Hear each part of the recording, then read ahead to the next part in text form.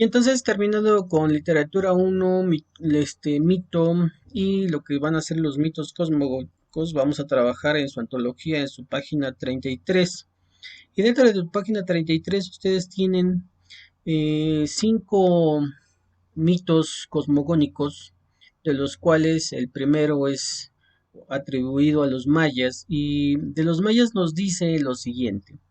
Según los mayas, habían dos personas, Tepeu y Gucumat, se sentaban a pensar sobre cosas y luego esas cosas existían. Se imaginaban montañas, la tierra, los océanos, el cielo y los animales, y una vez que los imaginaban aparecían. eh, Usaron barro para crear personas, las cuales se deshacían cuando se mojaban, así que hicieron personas de madera. Estas personas causaban problemas, entonces el dios creó una inundación y lo destruyó a todos. Les permitieron volver a empezar, así es como la tierra llegó a ser como es hoy. Este es el mito cosmogónico de los mayas, y si nos damos cuenta, pues los mayas nos dicen lo siguiente. Primero, que según los mayas habían dos personas, ¿no? Esos son los dos personajes principales, que estos personajes imaginaban o se ponían a pensar, y luego las cosas existían. Se imaginaban el lugar y el espacio donde se van a imaginar las cosas, pues va a ser el cielo, las montañas, la tierra y los océanos. Em, aparecieron los primeros hombres que fueron de barro, ¿sí? Aquí nos dicen que los primeros hombres fueron de barro, es así como se origina el mundo maya. Después, si nos damos cuenta, dicen que estas personas se mojaban o se deshacían en sus formas por el mismo material que eran de barro. Este, Posteriormente hicieron personas de madera, ¿sí? Se intentaron hacer personas o hombres de madera, pero nos dicen dice el texto maya que estas personas pues causaron problemas, ¿no? Creo que en todas las mitologías cosmogónicas siempre hay como que un resurgimiento, o sea, todas las mitologías griegas, cosmogónicas siempre van a tener esa idea, ¿no? De crear seres, de crear seres y al final volver a empezar, ¿no?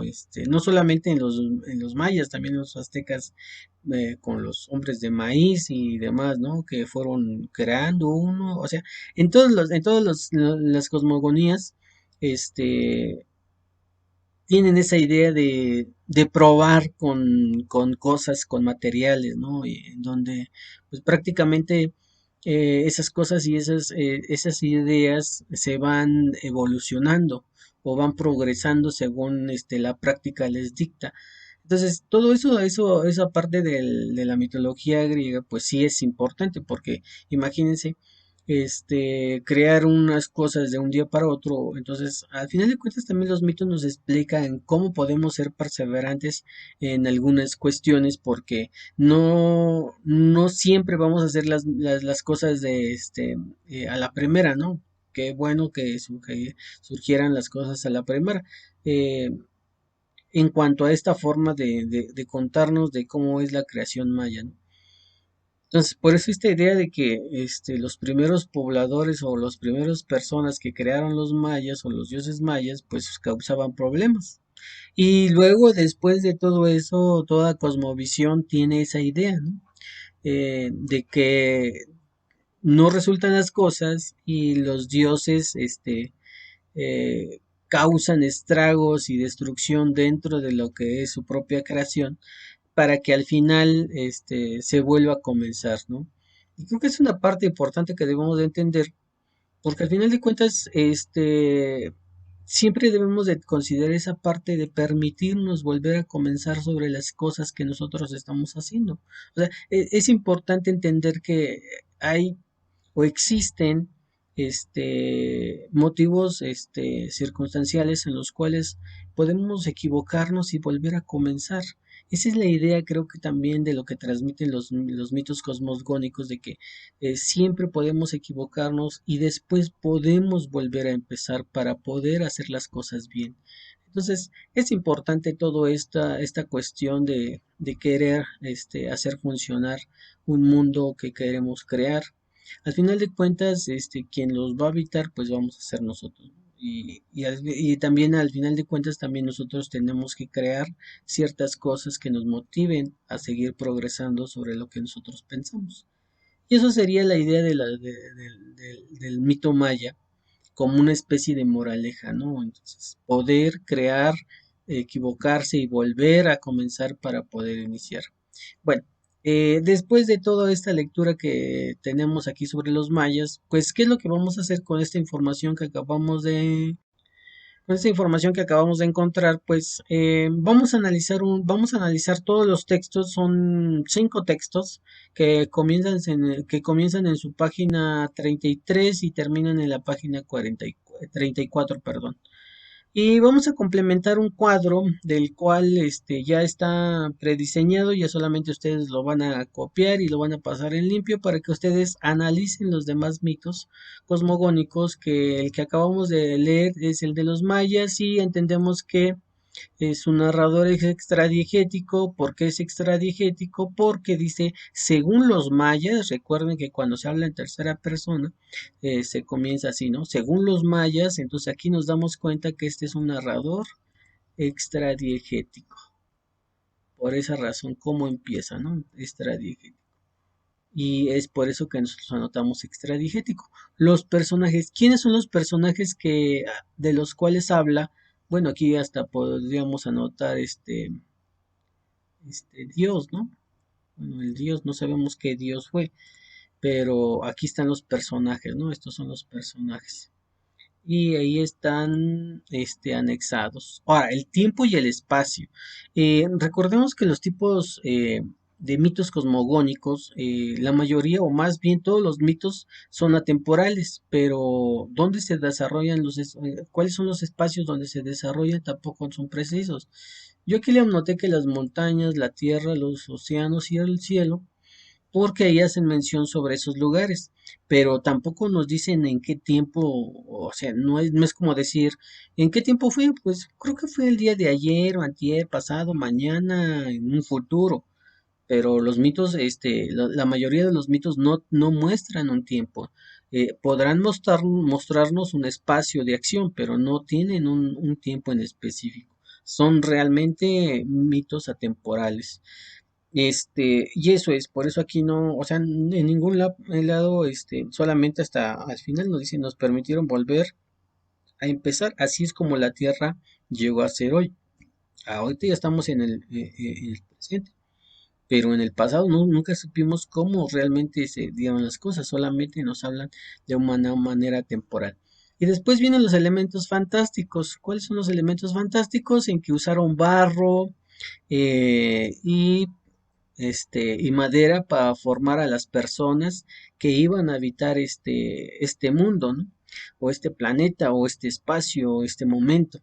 Y es ahí donde nosotros entran los elementos fantásticos, porque dicen, ay, ¿cómo van a ser personas de barro, ¿no? Cuando sabemos que realmente las personas pues no surgen, no se construyen de esa manera, ¿no? Entonces es algo fantástico que te cuenten las historias o de esta manera para que tú entiendas algo que no se puede explicar, ¿no? Es como cuando le cuentan a los pequeños, cómo se hacen los bebés, ¿no? Entonces, así como que miren la abejita y esto y lo otro, ¿no? Pero al final de cuentas es un mito o es una explicación de algo que no puedes explicar en su momento.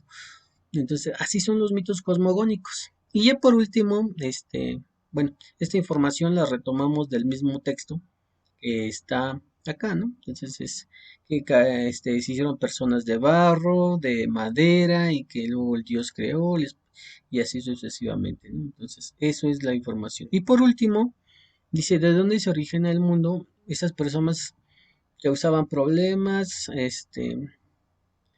Y bueno, ¿de dónde se originó? Bueno, las personas causaban problemas, entonces el Dios creó una inundación y los destruyó, en todos los permitieron volver a empezar. Eso es lo que les hablaba. Entonces, ¿cómo surgió la idea?